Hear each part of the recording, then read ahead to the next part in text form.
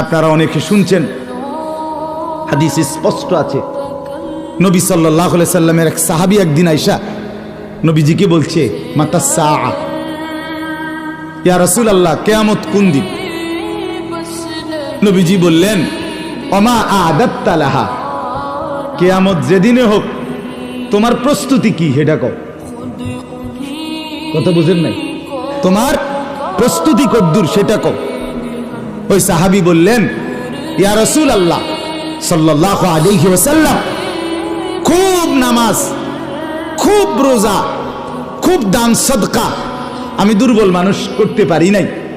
ফরজ ওয়াজিব তো পালন করি, কিন্তু খুব বেশি নফল নামাজ, খুব রোজা, দান সদকা করতে পারি না। কিন্তু একটা জিনিস ইয়া রাসূলুল্লাহ, 24 ঘন্টা আপনি রাসূলকে প্রচন্ড ভালোবাসি।